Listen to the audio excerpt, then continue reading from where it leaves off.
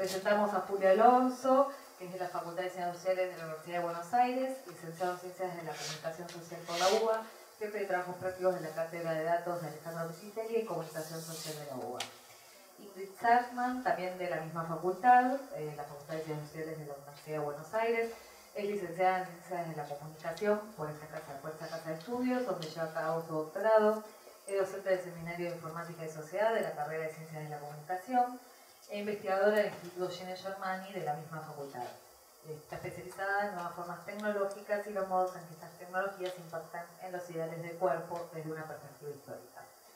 Presentamos a Perla Semanovich, psicoanalista, doctora en Ciencias Sociales por la Flaxo y magíster en Educación también por la Flaxo Argentina, licenciada en Psicología por la Universidad de Buenos Aires, dirige en esta casa el programa de psicoanálisis y prácticas socioeducativas. Presentamos a Marcelo Scotti, de la Flaxo Argentina, es profesor de Historia por la Universidad Nacional de La Plata. De 2007 forma parte del equipo docente del programa de psicoanálisis y prácticas socioeducativas de la Flaxo Argentina. Y por último, no menos importante, a Fabio Tarasov, de la Flaxo Argentina, es el coordinador general y académico docente del PEN, es máster en Comunicación y Tecnología Educativa por el Instituto Latinoamericano de la Comunicación Educativa, el INSE de México, y graduado en Ciencias de la Educación por la UBA. Bueno, damos comienzo a mesa, así que bueno, muchas gracias por estar acá, bienvenidos, y bueno, también esperamos a nuestra gente conectada en Facebook. Bueno, buenos días, gracias a Flaxo por la invitación y nada, un honor estar sentado con ustedes. En general todos los conozco, haberlos leído y estar sentado acá es como un honor para mí. Así que me voy a explayar brevemente. Tengo, la verdad, ¿se escucha bien atrás? Sí. Tengo más preguntas, digamos, que propuestas e ideas cuando me plantearon hacer una exposición para esta mesa. Y en general lo que pido es que pasen la siguiente slide, ¿puede ser? Son dos, o sea, cuando uno habla a veces de distancia o piensa en distancia, uno piensa efectivamente en términos físicos. Pásame al otro, ¿sí? En cómo uno puede estar o no con los estudiantes, en ese vínculo que se genera a la hora de pensar estas propuestas pedagógicas. Por eso no me parece para nada raro e interesante esta imagen que circuló en la campaña presidencial del 2015, que era la imagen de la propuesta educativa de Mauricio Macri, que era mauriciomacri.com.ar en su página /educar. Y esa era la imagen, ¿sí? Y pensando en términos de cuerpo, o sea, lo primero que veo, más allá de que no tengo una idea de dónde está, lo vamos a ver al final, es un cuerpo solitario, está solo frente a una computadora y vaya a hacer todas esas cosas que hay detrás, pero en principio me pareciera que era un cuerpo solo. O sea, y a veces un poco como se plantean este tipo de propuestas de educación a distancia, donde la persona se encuentra con esa mediación que es la pantalla. Sobre todo si la educación, digamos, es a distancia o en línea y no es semipresencial. Entonces me parecía interesante pensar eso, digamos, por qué la propuesta educativa a veces se genera en torno a eso. La mayoría de las imágenes tienen que ver con eso. Por eso la pregunta es, bueno, capaz es obvio, pero ¿se puede estar lejos en presencia? Sí, efectivamente, nosotros cuando estamos frente a estudiantes, y voy al ejemplo del aula, uno a veces no puede conocer a todas las personas. Nos sucede en la universidad, a veces tenemos 40, 45 personas, ni quiero decir los teóricos, y uno a veces no termina de conocer a las personas, aunque le encantaría y nos gustaría. Entonces, ¿cómo generar y cómo construir ese vínculo en términos de estas propuestas en línea o la educación a distancia? Paso a la siguiente. Esta propuesta, si bien no me interesa en términos de lo que representa, porque Minerva es una propuesta de una universidad nueva, muy elitista, que forma líderes y donde solamente personas con mucha plata pueden acceder, donde los estudiantes lo que hacen es estudiar en distintos lugares del mundo. O sea, se estudia de manera en línea también, pero ellos van recorriendo distintas partes del mundo. Estuvieron en Buenos Aires hace poco y una de las primeras graduadas de la camada es argentina, es de la Facultad de Ciencias Económicas. El nombre es Ailín, no me acuerdo el apellido. Pero lo que me resultaba interesante de la propuesta era que si bien la mayoría, digamos, de sus cursos y materias se hacían con un programa donde estaban, digamos, en línea con el docente, las personas estaban obligadas, salvo algunos, a vivir en la misma casa cada vez que iban a un lugar. Entonces la mayoría de los encuentros estaban todos sentados con sus computadoras, pero estaban uno al lado del otro. No estaban separados o solos en su casa con sus auriculares. Entonces eso me parecía interesante como un punto medio a la hora de pensar estas propuestas. Por eso yo creo que es súper importante cuando pensamos estos cursos, no tanto la arquitectura, la estructura, el contenido, sino poder también empezar a tener en cuenta cómo diseñar esos vínculos y esas interacciones. Que la propuesta tenga en cuenta cómo nos vamos a relacionar con los estudiantes, cuáles son los espacios para que ellos puedan interactuar y cuáles no, en qué momento intervenimos nosotros y cuándo no. No solamente creo que se trata de contenidos, de arquitecturas, de recorridos, sino también poder diseñar, como decía Edith Lidwin, ese puente que le generamos, de agarrar de la mano al estudiante y en qué momento soltarlo para que pueda seguir haciendo su recorrido. Yo creo que eso es lo importante a la hora también de pensar hoy estas propuestas de educación a distancia, porque paso a la siguiente. Creo que estos ejes nos permiten pensar cuál es el tiempo que tenemos en el aula, sea físico o virtual, cuáles son los tiempos, digamos, que tenemos en nuestra casa. O sea, si nosotros cursamos desde casa, ¿es el mismo tiempo que tenemos en el aula? Hoy pensando en este contexto de lo efímero, de que capaz, lo que pasa ustedes nos están escuchando, pero están viendo sus celulares y a los estudiantes les pasa en el aula. Estamos todo el tiempo, o sea, mirando el celular, capaz con algún nuevo insumo, eso no implica que capaz no estén prestando atención. Pero imagínense estando en nuestras casas, con otras tareas, con otras cosas que nos puedan generar. Efectivamente, estar dentro de un aula nos permite pensar en una arquitectura, que somos de estar sentado y tenés que estar mirando al docente. O sea, tengo que estar mirando hacia adelante. Ahora yo tengo que estar mirando una pantalla. Pero la pantalla te abre también un montón de otros juegos para pensar y distraerte. Efectivamente ligado a los tiempos que tiene la web. Y Garza lo dice muy bien, estas burbujas de ocio. Cada 30 minutos necesito hacer otra cosa. Voy en el subterráneo y voy mirando mi celular. Por eso, cómo diseñar esos vínculos teniendo en cuenta esos espacios de ocio, qué es lo que se puede hacer y lo que no. Por eso, ahora sí, el final, y que para mí es lo más terrible de esa imagen, no, el anterior. El lugar donde estaba Mauricio Macri es el Nostromo. Capaz algunos no saben, el Nostromo es el lugar de Alien, de la película de Alien. Y más o menos, si la vieron o no, saben lo que termina pasando en Alien.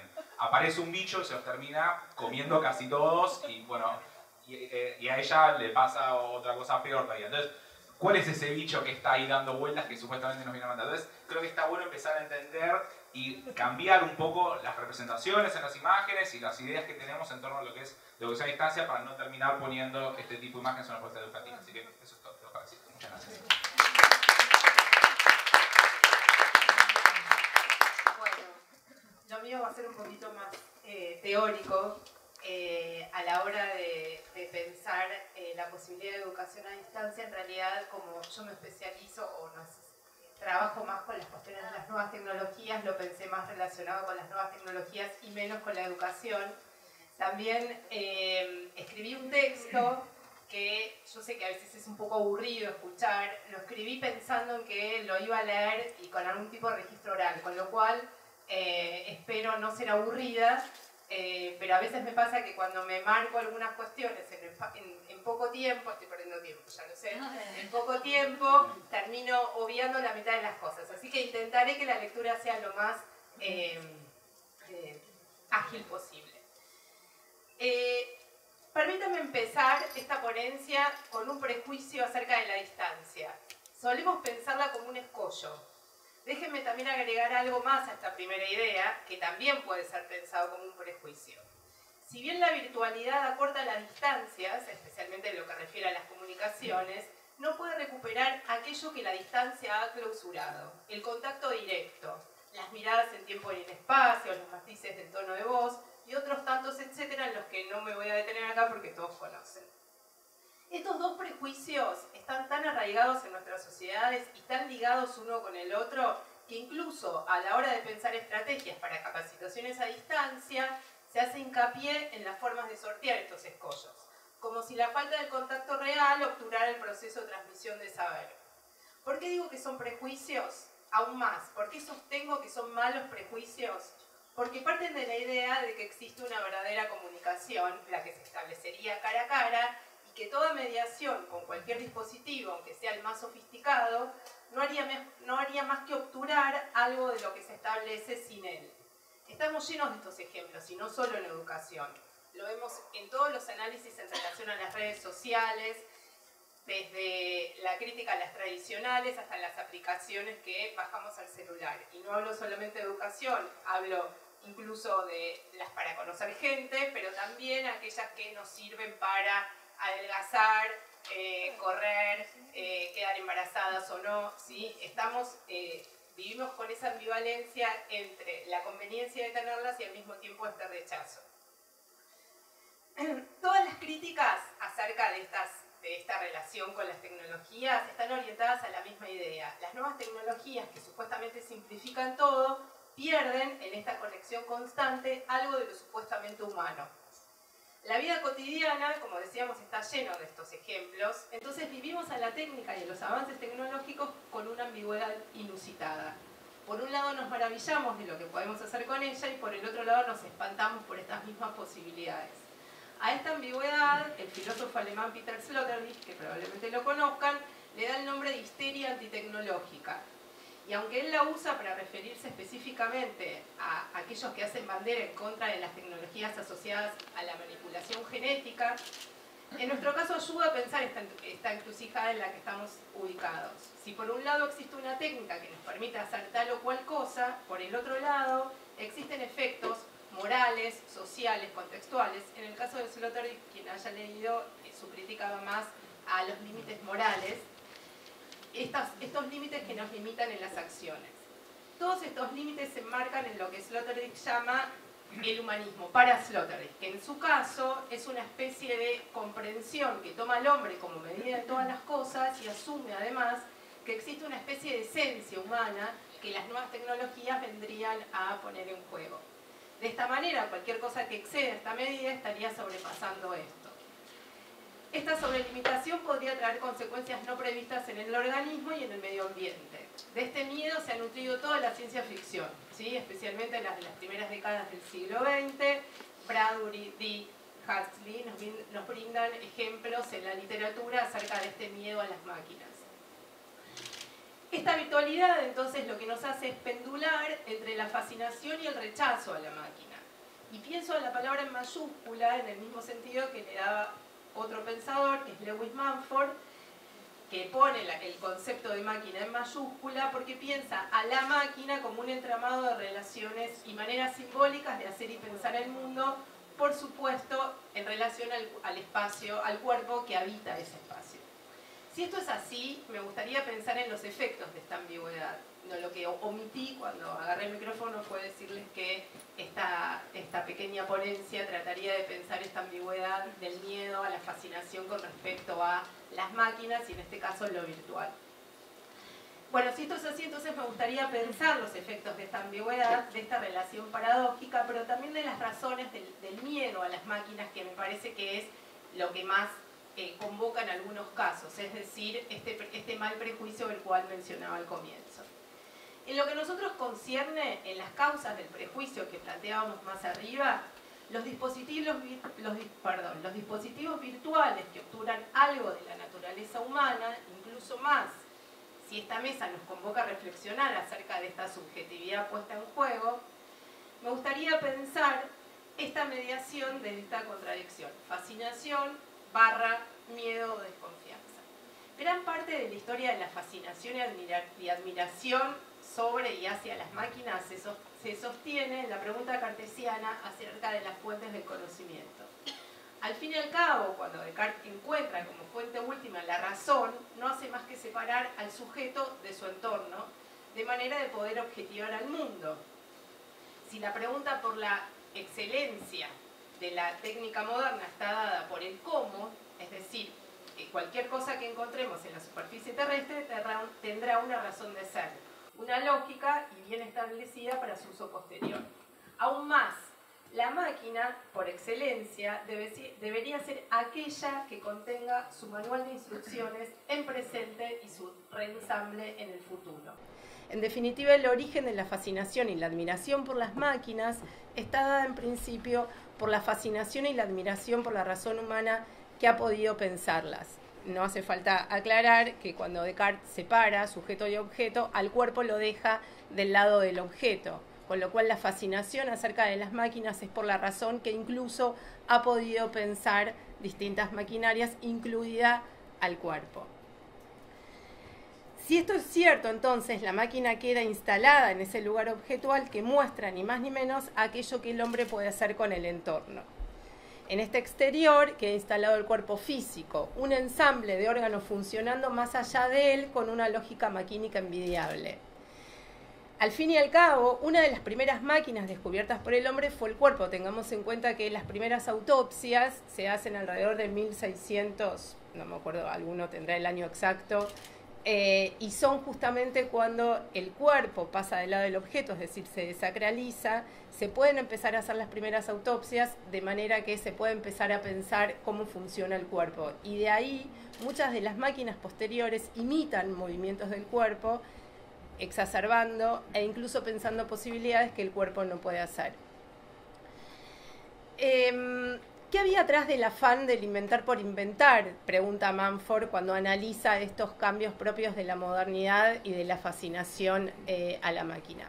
Mumford identifica este espíritu inventor desde el ideal del automatismo, ideal que al mismo tiempo es solidario con el capitalismo. A mayor posibilidad de automatismo crece la confianza en la máquina como entidad autónoma, eficiente y con mayores capacidades que el frágil cuerpo humano. Notemos la primera paradoja.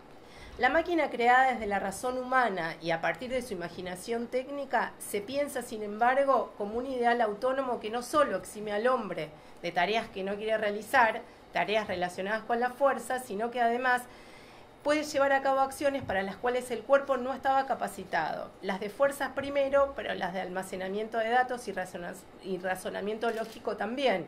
En este combo son las computadoras primero y los smartphones después aquellos que mejor explican este amor y esta dependencia. Haciendo un viaje imaginario entre los tecnócratas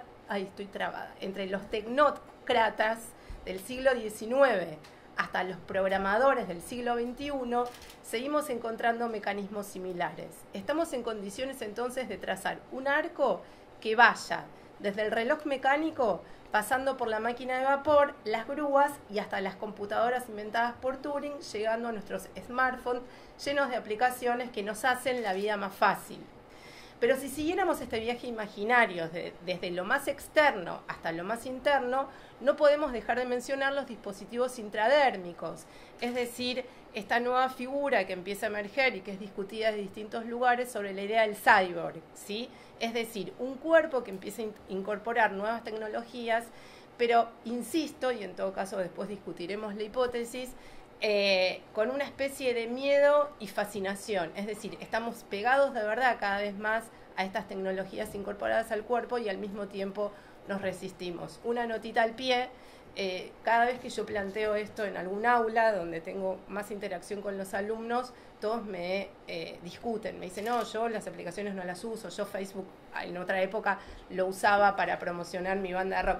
Nadie asume que en realidad estas tecnologías están cada vez más incorporadas en el cuerpo. Si de esto se trata la fascinación, es decir, de incorporar las tecnologías cada vez más de la afuera hacia adentro, quisiera usar un pequeño parrafito para pensar el miedo. ¿Por qué justamente esta resistencia que yo menciono en las aulas, pero que se podría dar en distintos lugares? De hecho, a lo mejor mientras lo estoy explicando, ustedes también lo están pensando. La historia acerca del miedo, del espanto que produce el imaginario tecnológico de la modernidad puede encontrar una perfecta ejemplificación en los luditas del siglo XIX, aunque el movimiento tiene un origen mítico de un siglo antes. Este movimiento de artesanos reclamaba algo que no parece sorprendernos.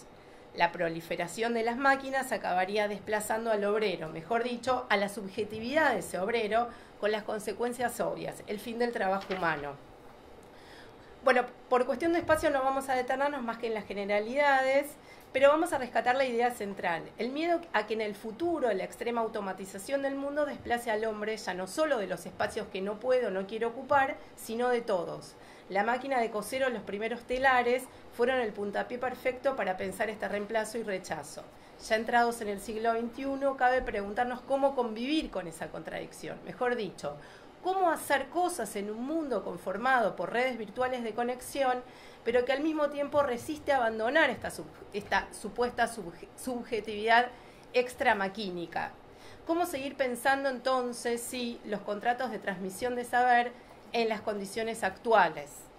y más específicamente cómo sacar al cuerpo en presencia de estos espacios. Estas preguntas nos obligan a hacer unas nuevas preguntas para ir terminando, sin promesa de respuesta. La primera cuestión que no podemos soslayar es la del modelo tradicional de educación. Si este mismo se sostenía en la figura del panóptico, que Foucault desarrolla, toma de Bentham, recordemos que las bases del panóptico son las de una visibilidad, una economía de la mirada y una visibilidad extrema. Un modelo que aún hoy, y con las innovaciones del caso, asume que la distribución del espacio físico centrado en uno solo y diseminado a muchos es garantía de poder saber. La mirada, pero también la voz, efectiva o posible, desde el lugar del escritorio del maestro, completa la escena pedagógica tradicional. No hace falta que dé ejemplos, porque son todos conocidos, incluso lo que pensaba sin saber es que esta misma escena suponía una mirada hacia ustedes y donde existe esta economía. La pregunta entonces que sigue es más o menos obvia. ¿Se sostiene este modelo de poder saber aún cuando se traslada a los ámbitos virtuales? En relación a lo que señalaba él, podríamos pensar que no. Voy a contradecirte, ¿sí? Voy a usar un ejemplo personal. Durante 4 años, acá hay gente que participó conmigo, formé parte de un proyecto que se llamaba Nuestra Escuela, que era un proyecto del Ministerio de Educación que estaba orientado a capacitar docentes primarios y secundarios en todo el país. En este espacio me tocó ser tutora de 2 aulas, cada vez, de una capacitación en ciencias sociales. El módulo se llamaba Industrias Corporales y en realidad lo que trataba de pensar eran todos estos temas a profesores secundarios. Una de las mayores resistencias, no me dejarán mentir, era que cada uno de los participantes tenía que poner una foto. Tenía que presentarse y poner una foto. Y una de las mayores resistencias era la de poner una foto. Y entonces la pregunta era justamente por qué insistíamos tanto y al mismo tiempo por qué había tanta resistencia. La bajada era que tenían que poner una foto porque teníamos que establecer un contrato de enseñanza que funcionara y nos teníamos que ver las caras. Una de las primeras hipótesis justamente acerca de esa resistencia fue sobre el tema de la mirada para mí.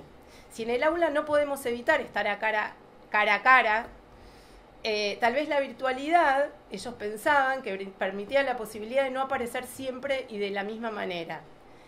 Pero para mí era una estrategia engañosa porque no se podía evitar dejar huellas constantemente, incluso más. La huella del estar presente no estaba dada por si ponían una foto o no, sino por un servidor central que registraba todos nuestros ingresos, el de nosotros, tutores, coordinadores, responsables de contenidos, programadores, formando parte de un enorme panóptico que, aunque parecía invisible, no dejaba nunca de evidenciar su presencia.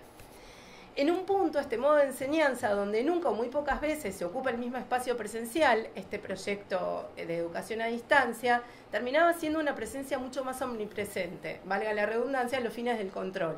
Si el aula tradicional aún presenta estrategias de invisibilización, las aulas virtuales se constituyen a partir de una clausura de esta alternativa. Es interesante marcar la paradoja, porque lo que en apariencia podía parecer algo más laxo, menos susceptible a los controles de la mirada externa y por eso menos efectivo, es decir, esta relación ambigua con las máquinas, porque total estoy en una zona virtual, entonces no me ven, a la hora de aprender se terminó transformando en algo mucho más cierto a la hora del disciplinamiento, en la medida que cada una de las acciones, la de lectura, participación en foros, envío de trabajos, quedaba indefectiblemente registrado y no existía forma de sortear y de burlar al sistema. Si la virtualidad entonces en primera instancia es concebida como un mecanismo que borra elementos de la subjetividad o que se piensa que la virtualidad borraría, elementos de la subjetividad y en consecuencia reduciría las posibilidades de establecer lazos, lo que en psicoanálisis podría llamarse transferencia, perdón, que acá tenemos una psicoanalista y a lo mejor lo estoy usando mal, queda en evidencia que a menor presencia física los mecanismos de conexión se potencian en otro espacio. ¿En cuál? En uno que en principio, despojándose de los prejuicios iniciales acerca del deterioro del mundo real, en función de uno real idealizado. Doy 2 puntos y les juro que ya terminamos. Mira, me queda medio párrafo nada más. el pendular entre lo real y lo virtual forma parte de nuestro entorno tecnológico y que, contrario a lo que se piensa, las tecnologías no hacen nada con nosotros. Eso también es algo que, insisto, por lo menos nada que no querramos que hagan. La contradicción entre apocalípticos e integrados debería haber quedado saldada hace unos cuantos años y su planteo se vuelve obsoleto en la medida en que los dispositivos de conexión remotos son las formas en las que nos desarrollamos. Nadie concebiría en este momento andar a caballo en medio de la ciudad, de la misma manera que supongo que todos tienen dirección de mail y no se resisten a tenerlas a esta altura. Probablemente alguien levante la mano y me diga que no tiene dirección de mail, pues siempre me pasa. Y la última es que desde esta misma concepción podrían pensarse los contratos pedagógicos virtuales donde, en el mismo gesto de aceptación de la presencia constante, se piensen nuevas formas de habitar el aula, tanto para los docentes como para los alumnos. Si el punto del panóptico entonces queda borrado o no tan visible, será el momento entonces de aprovechar este juego de simulación, donde supuestamente cada uno está en la suya, para poner en cuestión no solo el lugar del absoluto saber del ojo, sino también el de la tabula rasa del que es mirado.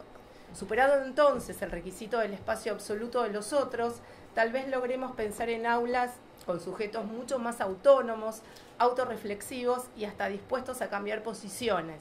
Tal vez en un futuro los hombres dejen de pensar a las máquinas como problema y admitan de una vez por todas que, como dice Sloterdijk, el hombre, despojado de sus límites humanistas, de estos prejuicios antropocéntricos, se convierta en, cito, un sujeto refinado, cooperativo y con tendencia a jugar consigo mismo.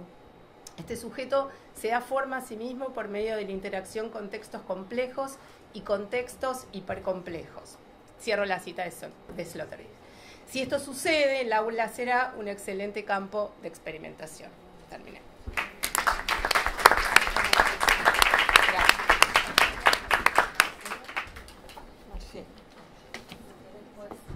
¿Ese o este?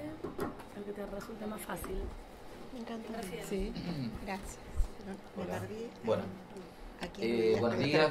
Primero agradecer a las organizadoras de las jornadas por la invitación que nos llegó. Hablo en mi nombre y en el de Perla, justo en el momento en que estábamos dando forma final al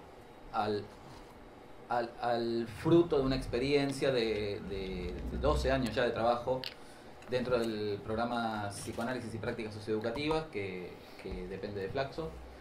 Y la pertinencia de la invitación coincidía también con ciertas cuestiones sobre las que nos veníamos preguntando a partir del trabajo. Así que lo que despleguemos aquí tiene que ver justamente con los frutos de esta experiencia que continúa.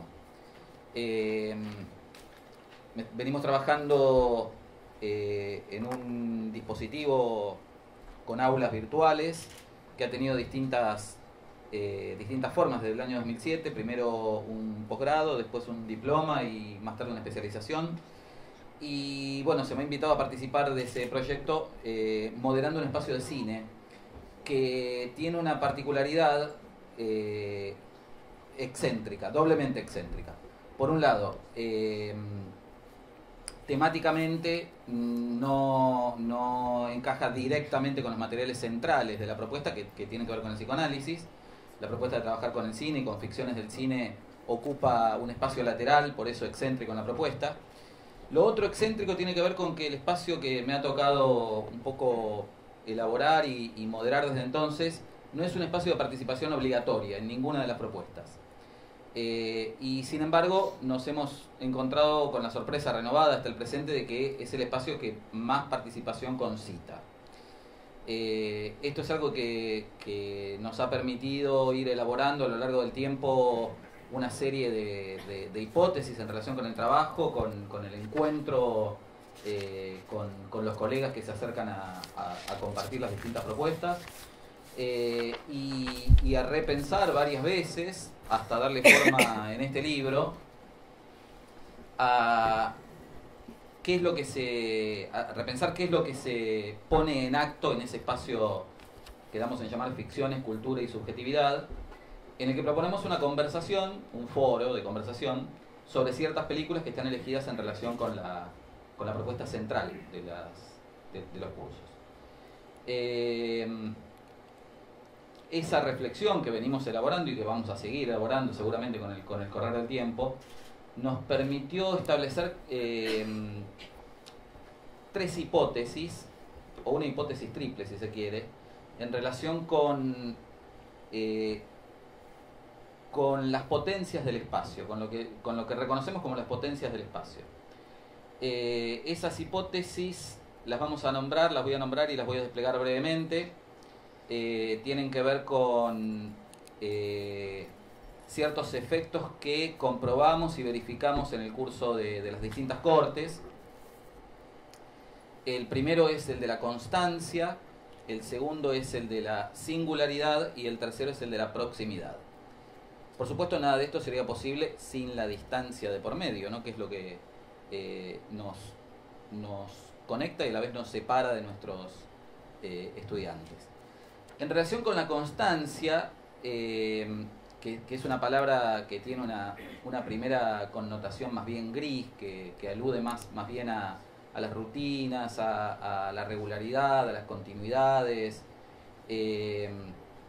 Nos gusta pensarla de otra manera, que tiene que ver justamente con que el trabajo que compartimos con los colegas consta en un espacio determinado, y que esto ha dado lugar a un encuentro fecundo que se viene renovando con ya cientos de participantes. Más de 2000, bien, gracias por la precisión. ¿Qué queremos decir con que consta, ¿no? Porque, bueno, constancia, singularidad, proximidad suenan muy lindas, pero pueden ser simples títulos más bien huecos o vacíos. Consta en el sentido de que en los espacios, el espacio que proponemos para trabajar sobre cine, aloja la palabra del otro, aloja la palabra del participante, de la participante, la reconoce, le da un lugar, le da un estatuto de pertinencia. Un poco, obviamente, eso está dado por el propio entorno virtual en el que se vuelca, en el que se escribe la propia palabra, pero también, y esto me parece muy importante pensarlo en relación con las tutorías o lo que se envuelve en relación con el trabajo del docente en la modalidad virtual, consta en el sentido de que alguien recoge algo de esa palabra, que esa palabra no queda ahí para hacer un promedio, para cumplir con una tarea. De hecho, no cumple con ninguna tarea puntual acá porque no es obligatoria la participación. Hay algo del deseo en la base de la participación que nos parece muy importante también subrayar, pero el hecho de que nuestros colegas participantes de los cursos del diploma, de la especialización ahora, se acerquen a escribir en un espacio no obligatorio, genera también una apelación al otro, ¿no? El que está del otro lado, que debe hacer algo con esa palabra. Esa palabra debe ser reconocida, debe constar en ese sentido. La propia palabra que se elabora, que se escribe en un espacio de reelaboración de sentidos, no puede quedar en el vacío, no puede pasar desapercibida. En ese sentido, convocamos el sentido de la constancia en relación con la labor en un entorno de educación virtual. A partir de esa constancia, también reconocemos otras operaciones que no son simplemente o estrictamente las que habilita el tutor o los tutores, que es la de la singularidad. La singularidad que parte de la constancia, es decir, yo he reconocido que la palabra del otro está acá, buscando también la reelaboración y los nuevos sentidos que se pueden hacer en el espacio. También la palabra del otro es singular, es siempre singular. Y esto es algo también muy interesante para pensar en las potencias de los espacios virtuales, en el sentido de que la palabra está ahí y queda ahí para ser leída, reelaborada, cruzada con otras palabras, pero siempre en el acto de escribir en un espacio virtual, que supone también siempre la apelación a un otro que, aunque no esté ahí, está. En el acto de escribir se expresa algo muy propio del sujeto, que es también un desafío como docentes, alojar y convocar a desplegar.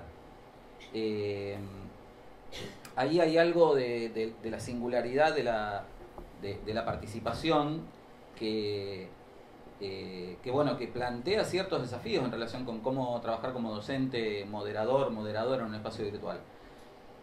Normalmente se nos plantea la dificultad de tener que atender a las palabras, a las participaciones de muchas personas que muchas veces se dan más o menos al mismo tiempo, ¿sí? Para salir del paso muchas veces tendemos a hacer una síntesis, un promedio, una especie de, bueno, tomo un poquito de acá, un poquito de allá, otro poquito de más allá, y con eso armo una síntesis, una condensación de sentidos. Esas operaciones suelen ser muy poco alentadoras para el compromiso con el otro, ¿no? Y en un espacio como este, que, insisto, no es un espacio obligatorio, la necesidad de recuperar esa palabra, de singularizarla, de decir, bueno, incluso con el nombre, yo me sigo sorprendiendo de que muchas veces los participantes de las distintas cortes se sorprenden porque aludimos a ellos por el nombre. Fulano de tal dijo tal cosa, fulana de tal dijo tal otra.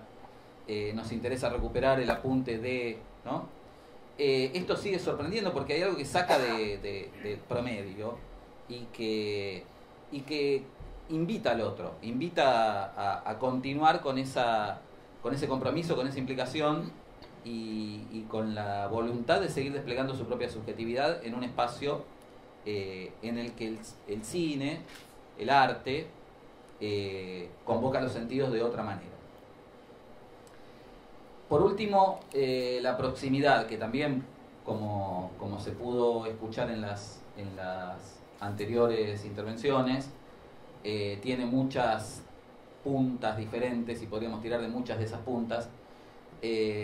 Un poco la experiencia nuestra nos ha enseñado mucho en relación con la proximidad, con cómo se construye la proximidad con la virtualidad de por medio, ¿no? Hay, bueno, algunas de las cosas que planteaban ustedes también que tiene que ver con que pensamos la distancia, muchas veces la pensamos en principio como una dificultad.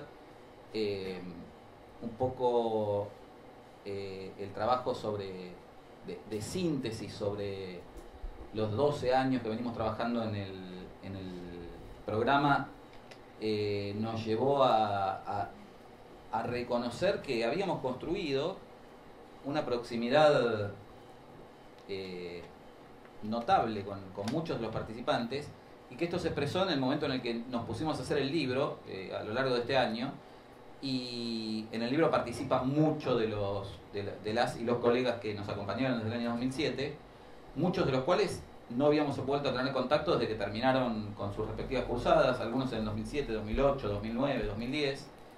Y cuando nos volvimos a comunicar para plantearles la invitación para participar del libro, para recoger algo de sus participaciones, para reunir algo de esa voluntad de encontrarse con el otro que habíamos compartido a lo largo del tiempo, inmediatamente a mí me tocó formular por correo electrónico, buscando los correos de gente con la que no me había vuelto a escribir desde el año 2005, 2007, enviar 52 correos electrónicos y en 3 días tener 51 respuestas. Esto fue impactante, realmente impactante, porque una cosa es lo que uno supone y otra cosa es lo que suele devolver la realidad respecto de esas suposiciones. La proximidad es un efecto, solo se puede comprobar por medio de los efectos, ¿no? No es simplemente un supuesto o una enunciación. Y tiene que ver con la distancia. Para nosotros, puntualmente, es el otro lado de la distancia, en el sentido de que es una distancia que habilita, que aloja al otro en el sentido de que también le permite operaciones de autonomía, de lectura, de relectura, de escritura, de reescritura, de escucha. Hay una serie de potencias muy características de la educación virtual que son difíciles de tramitar en las aulas físicas. Nosotros nos encontramos también, bueno, con esto que puede resultar un poco obvio, pero que no lo es, que también planteaba al principio, disculpa, Julio. tenemos colegas de todo el país y de otros países que están reunidos en cada una de las cohortes y que están reunidos también en nuestro libro. Esto no sería posible de otra manera. No sería posible de otra manera que no sea con la virtualidad de por medio, con esta distancia operativa y productiva de por medio, en el sentido de alojar las subjetividades y darles espacio para que se desplieguen.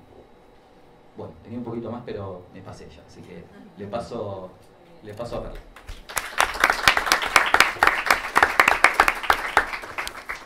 Bueno, buenos días, gracias por la invitación a la gente del virtual, con quienes estamos permanentemente muy cerca y muy lejos, porque con Cintia Bariloche mediante está recontra cerca, ahí al toque. Es un indicio de la cercanía en la distancia. Bueno, dicho esto,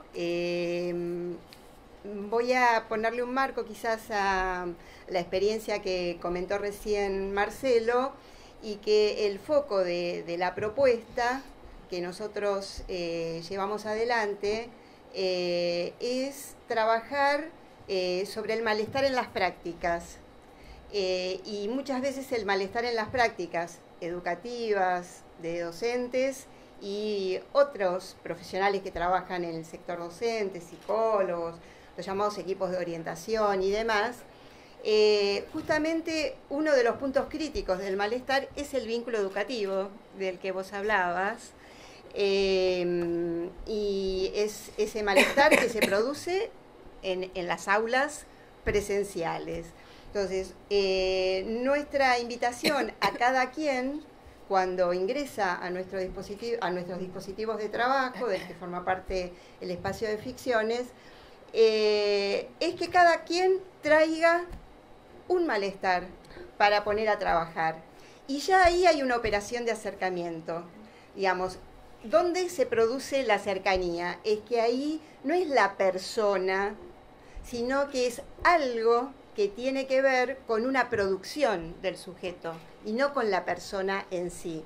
Entonces, eso pone de alguna manera en cuestión de qué se trata también un cuerpo, de qué se trata un cuerpo presente, porque cuando alguien pone a trabajar su malestar, ese cuerpo está resonando en función de qué, de ese vínculo que se establece, bueno, Marcelo habló del espacio de ficciones, que se establece uno a uno con su tutor, con su tutora, son todas chicas las tutoras. Entonces, ahí hay una primera cuestión que es una pregunta que nos veníamos haciendo justamente cuando cae la invitación de Grisel, que es ¿de qué se trata la presencia? Que la verificamos por los efectos. Nosotros siempre, con el psicoanálisis, lo que miramos siempre es a partir de los efectos, no tanto por las intenciones, sino por los efectos. Y los efectos son de mucha resonancia. ¿De mucha resonancia en qué? En lo que nosotros fuimos delimitando como una orientación, que es un movimiento en la posición de cada uno respecto de su propio malestar. Ahora, esa posición es una posición respecto de... La posición remite a la idea de cuerpo, ¿no? Sin embargo, es un efecto en la propia posición subjetiva que tiene consecuencias en el cuerpo, que tiene consecuencias en los cuerpos. Entonces, si una de las preguntas para la mesa era ¿de qué cuerpo hablamos en educación? Yo podría decir que el cuerpo del que hablamos es un cuerpo construido por el lenguaje. En esto nos diferenciamos de otras especies. Es un cuerpo construido por el lenguaje.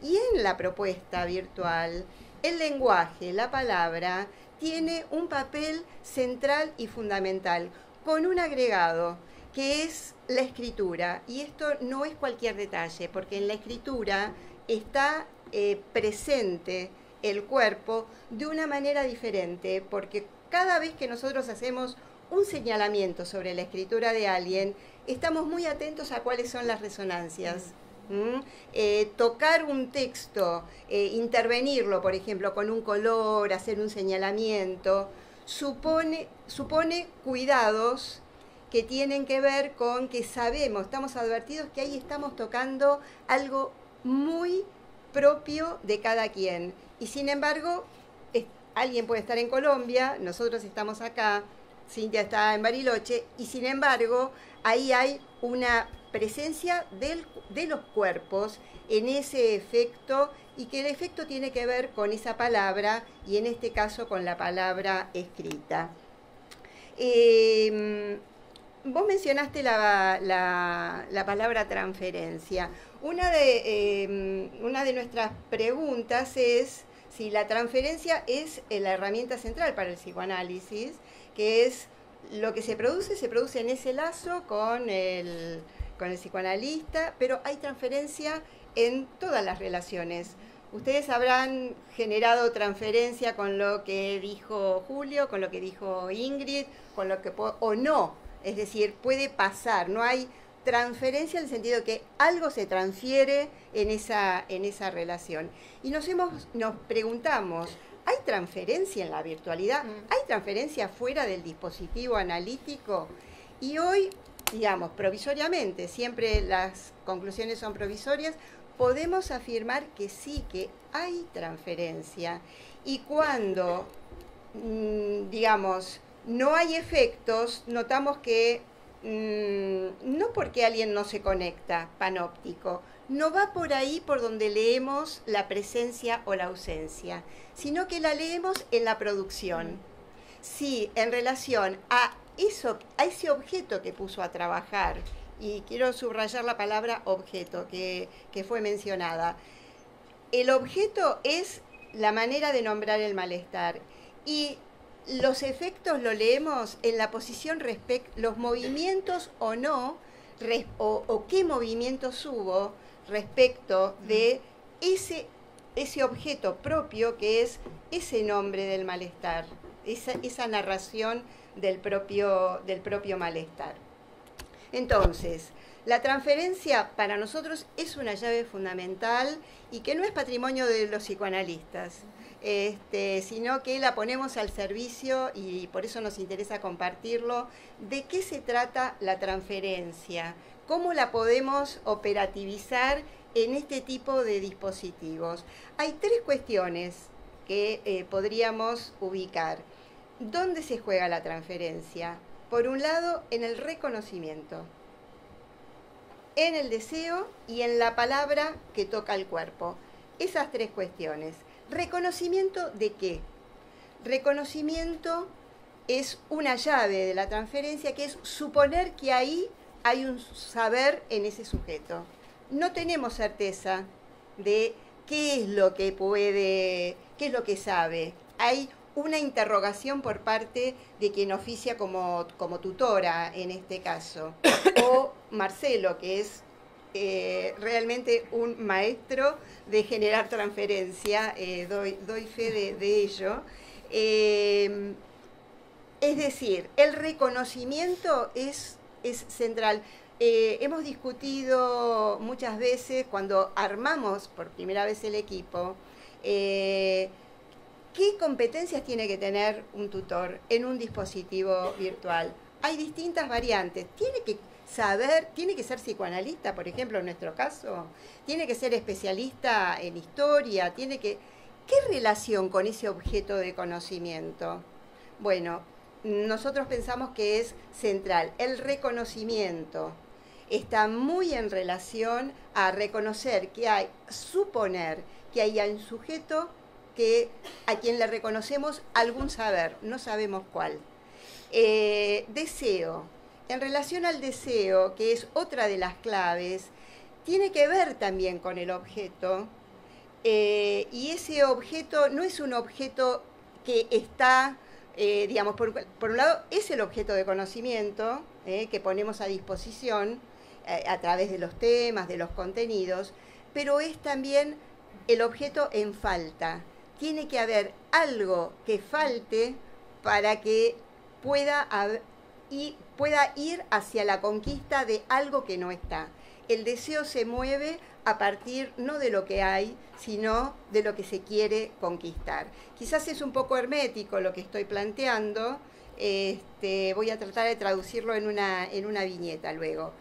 Y finalmente, la tercera operación, que tiene que ver con la palabra cuerpo, ¿sí?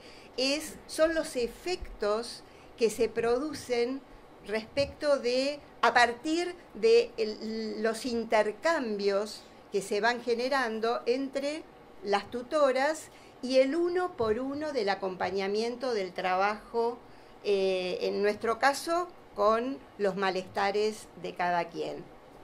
Voy a traer ahora las reflexiones de una de las tutoras, Jessica Molina, que ella, trabajando sobre la pregunta ¿dónde hacemos presencia?, de qué se trata la presencia, ella ubica dos cuestiones que hacen a la presencia. Dos tipos de operaciones que hacen las tutoras, que es distinta a la operación que opera, valga la redundancia, Marcelo. Y trabaja con la diferencia entre el signo y el significante. Y va a plantear si el signo es aquello que representa algo para otro, hacer signo. El significante no es lo que representa algo para alguien o algo para algo, sino que el significante es algo que uno se representa en relación a otros significantes. Es decir, que es en relación al deslizamiento de la palabra. Esto va a tener dos consecuencias muy interesantes, porque hacer signo de presencia tiene una relación, dice Jessica, con el tiempo de la respuesta. Ustedes también todos hablaron del tiempo. El tiempo de la respuesta en la virtualidad es un factor de presencia que hace signo. Entonces, no da lo mismo dejar, esto que Marcelo plantea de la constancia, tiene una relación central con esa inmediatez de la respuesta. Entonces, hacer signo de presencia es una de las operaciones, pero insuficiente. La otra operación, que tiene que ver con la operación significante, tiene relación con la función lectora de la tutora o del tutor. Porque ahí, en esa operación lectora de lo que produce cada quien, hay una marca que tiene que ver con la diferencia. La tutora, cuando lee y devuelve sus observaciones, sus comentarios sobre un escrito, lo que va ubicando es una diferencia, comenta, sugiere, recorta, subraya. Ya no es hacer signo de presencia, sino que es esa operación lectora que aquí habilita y que continúe el deslizamiento significante. Una palabra trae la otra, es decir, que pueda seguir produciendo. Voy ya cerrando. Leo apenas un comentario. A ver, dos asuntos. El asunto de la viñeta que me compartió Jessica, dice, de una misma cursante, asunto, inquietud. En donde ella, Jessica, vamos a publicar este trabajo. Lo que trae la cursante es una inquietud que en el mismo día se transformó en lo siguiente. Hola Jessica, como tal vez hayas visto, envié el trabajo antes de recibir tu respuesta, perdón. Es decir, estaba trabada, inquietud, hubo un intercambio. Y dice, quizás por lo que leí en la respuesta deba hacerle algunos retoques. Espero que lo leas primero. Un abrazo. Jessica responde, hola, sí, espérame a que lo lea. y luego conversamos. Estoy a full con las lecturas. Es decir, que este último detalle, espérame, ahí hay otra operación en el tiempo, en donde ya habiendo hecho signo de presencia, hay una tolerancia que la respuesta vino un mes después. Pero ahí la presencia continuó y efectos de transferencia, podría decir. Bueno, gracias.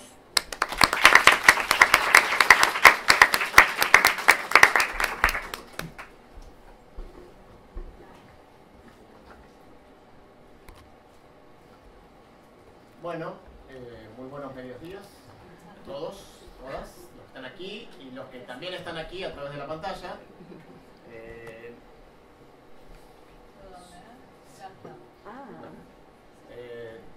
Como dice ahí, soy Fabio Tarazou, estoy en la coordinación del PET, estoy patrocinado, estoy abriendo una modalidad de patrocinio académico.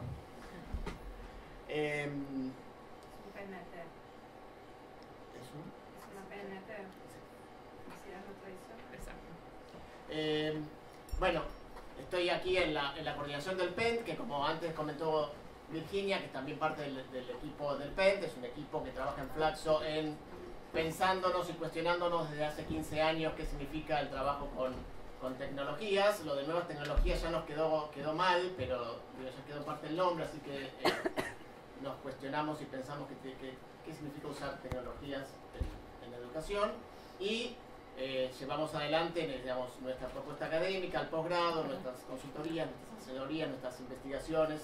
Tenemos como un abanico de actividades que vamos haciendo aquí en Flaxo y con el equipo y con otras instituciones con las cuales vamos trabajando. Entonces me toca ser el último de la mesa, con lo cual es difícil, por un lado, agregar algo, y por otro lado es muy fácil decir, porque como ya dijeron mis compañeros, y con eso salvo de agregar cosas nuevas, porque ya está todo dicho por los compañeros que precedieron. Sin embargo, creo que hay un punto en común, que eran los que nos convocaba a la mesa, era, bueno, ¿qué pasa con el encuentro de las personas? ¿Qué pasa con lo afectivo, más allá de la idea del estudio en la distancia?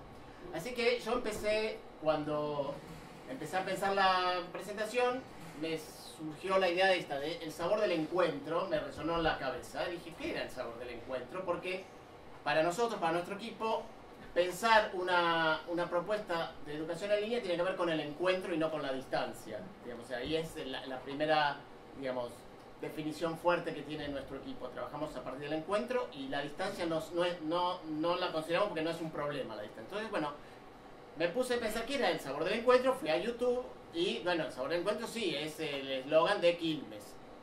Y dije, claro, porque y ahí también me vino a la mente y dije, esas propagandas de cervezas, qué lindas que son, porque siempre muestran a unos amigos que la están pasando bien y ahí son muy emotivas. O sea, tenía como un vago recuerdo de lo que era y entonces hice como corresponde me puse a buscar en YouTube las propagandas de cervezas, ¿sí?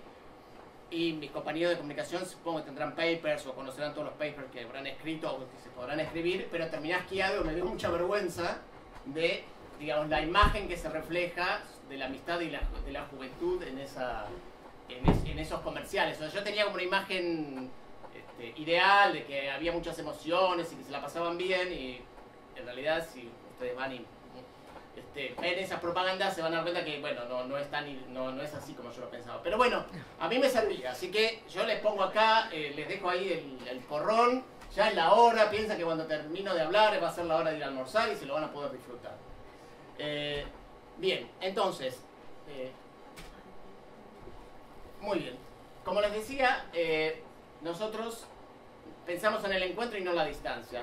La distancia era un problema de la educación a distancia, cuando el docente y el alumno estaban lejos y de alguna manera el conocimiento, la información que tenía el docente tenía que ser transmitido, tenía que llegar al alumno. O sea, basados en una idea de que la educación es transmisiva, ¿sí? Había que encontrar alguna sustitución a la no presencialidad, a través de las diferentes tecnologías que se fueron dando en el camino.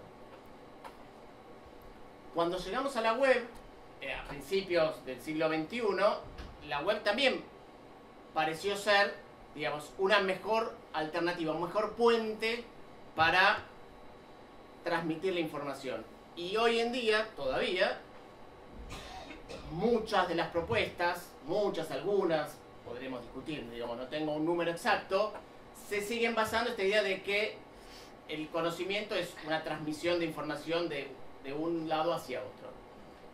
Sin embargo,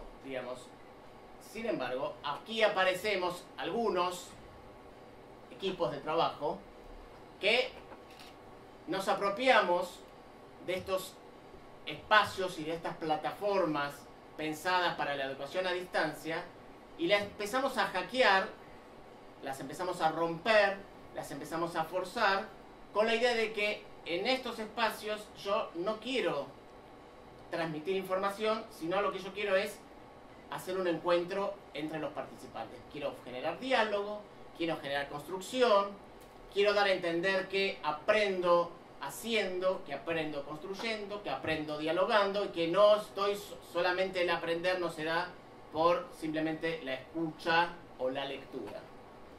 Esta pelea que para algunos de nosotros es como vieja y constante y que ya nos parece como decimonónica, sin embargo, cuando salimos a la realidad a trabajar con otras instituciones y en diferentes ámbitos, nos damos cuenta de que todavía estamos en la etapa de explicar a la gente de que en una plataforma en línea lo importante no es grabar una clase, no es poner un texto de 50 páginas, que hay que promover otras cosas.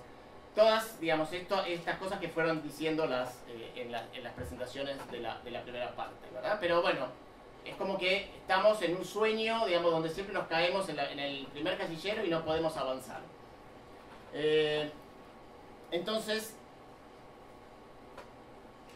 cuando nosotros hablamos, entonces, si bien hablamos del encuentro, ahí me surgía la pregunta, ¿el encuentro de qué? O sea, sí tenemos una plataforma donde convocamos al diálogo y convocamos al encuentro, pero ahí me dio la sensación, y me empecé a cuestionar, de que, bueno, el encuentro parecería más, ¿sí? De como decía Ingrid, de la máquina cartesiana, ¿sí? Que, más bien, no de la máquina, al contrario, es un encuentro de cerebros, de personas que construyen, ¿sí? De cerebros que construyen conocimiento, pero ¿dónde entraba lo afectivo? ¿Y cómo se representaba lo afectivo en estas plataformas? En nuestro trabajo, o sea, nosotros fuimos, digamos, de alguna manera tentativa, con hipótesis, con ideas, dando lugar a que el encuentro de las personas sea al mismo tiempo un encuentro vinculado a la construcción del conocimiento y al encuentro y a la formación de una comunidad que está aprendiendo. Que haya un verdadero acercamiento y conocimiento entre las personas que están compartiendo un trayectorio de aprendizaje. La pregunta es cómo se vincula, digamos, cómo se da eso en las plataformas. Entonces, esto se da, por un lado, a partir del hackeo, a partir de generar espacios. Dos, no se da automáticamente, sino que se da con el trabajo constante de un tutor que está ahí presente, dándose cuenta, cuestionando, preguntando, construyendo, reinterpretando. O sea, que hay un trabajo, digamos, de hackeo constante a los espacios y donde el trabajo del tutor es importante. Y además, volviendo un poco a la idea que se trabajó antes de, bueno, cómo se diseñaba un curso, cómo se diseñaba una trayectoria y en los 69 días que habían traído las chicas del INAP y cómo se fueron topando con dificultades al hacerlo. Pero después hay una dificultad que tiene que ver cuando la llevo a la práctica. Cuando empiezo un curso o un recorrido, una trayectoria, me encuentro con las personas de verdad que vienen a hacer ese encuentro. Y de ahí de verdad, todo lo que yo diseñé se convierte en la hipótesis que se va a poner en juego semana a semana. O sea, no puedo o no debería una buena propuesta estar enlatada porque en cada momento están pasando cosas que no pudieron haber sido pensadas de antemano y planificadas de antemano. La planificación, como dicen los pedagogos, es una hipótesis que se tiene que poner en juego en el momento, y cuando yo estoy en una instancia en línea tengo que saber de que no puedo tener algo predefinido, hacer play y que corra ¿sí? Mientras nos cruzamos de brazos y vemos las cosas como pasan. Esto, otra vez, que para nosotros parece muy obvio, en realidad seguimos remando porque no es el mainstream de lo que sucede en educación en línea si pensamos, por ejemplo, en el gran auge que tuvieron los MOOCs de 2012 hasta hoy, donde todavía, digamos, se sigue pensando, por suerte ya con está bastante perforado el acorazado de los MOOCs, pero esta idea de que estos cursos eran la solución a los problemas de la educación superior y que eran un modelo de cómo debía ser la educación superior en el siglo XXI, digamos, ya no es, porque en realidad lo que pasaba con los MOOCs era que estaban volviendo a poner a la tecnología como un broadcasting, como un puente, como transmisor de la información, donde cada uno, ¿sí?, estudiaba como podía y si no pudiste, te arreglaste. Con lo cual, la tecnología, de alguna manera, o las tecnologías, quisiera decir, no son, en el sentido educativo, no son para nada neutrales, están cargadas con una fuerte ideología y están cargadas con muchas fuertes ideologías. Cada uno de los dispositivos que nosotros usamos tienen su carga y muchas veces nuestro trabajo es, como dije antes, hackearlos, usar lo que nos interesa, dejar de lado lo que no nos sirve y poder construir un espacio interesante que tenga que ver con el encuentro, con la construcción colaborativa, con el trabajo.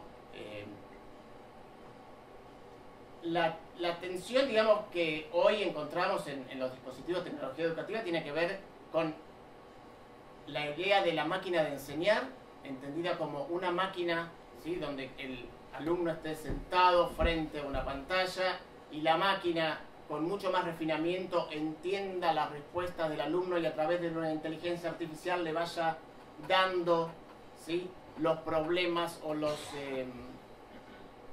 preguntas que ese alumno necesita para aprender, con lo cual, a través del uso de la inteligencia artificial, y si ustedes se quieren después repasar, además de ver las propagandas de cerveza, ponerse a ver en qué está el mercado de las plataformas de tecnología educativa, van a ver que la inteligencia artificial, la personalización y la individualización son las palabras claves, que lo que hacen es, otra vez, sacarnos de esta idea de espacio de construcción común, espacio de construcción colaborativa, espacio de construcción comunitaria, para llevarnos otra vez a la idea de ese Mauricio sentado frente a la pantalla solito, ¿sí?, trabajando contra un algoritmo de una inteligencia artificial que le puede estar dando preguntas para llegar a cumplir su aprendizaje.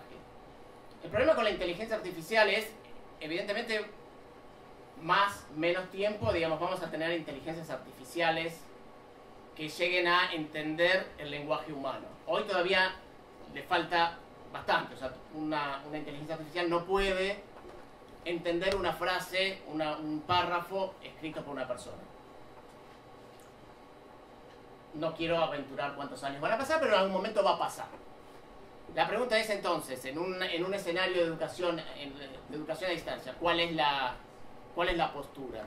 ¿Es enfrentarnos, sí?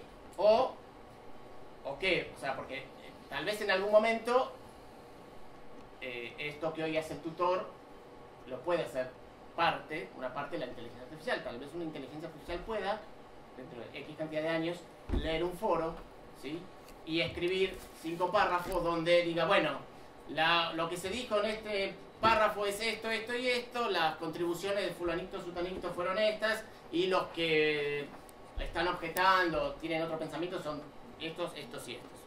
Digo, no es un escenario imposible y podría llegar a pasar. La pregunta es entonces, digamos, ¿cuál va a ser, digamos, cómo se va a mercadear eso? O sea, primero, ¿para qué se va a mercadear? Porque, otra vez, en las tecnologías, la idea es, estamos siempre en la tensión entre lo masivo, lo individual y lo sostenible, ¿sí? Entonces, yo creo que esta idea de la individualización y la personalización va, por un lado, en contra de la idea de la construcción colectiva, pero lo que podemos pensar es una especie de tutoría Terminator.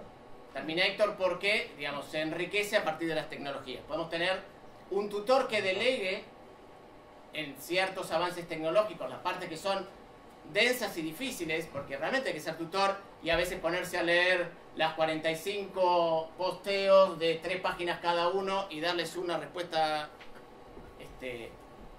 valiosa a cada uno de los participantes. Bueno, tal vez en esa parte podamos, digamos,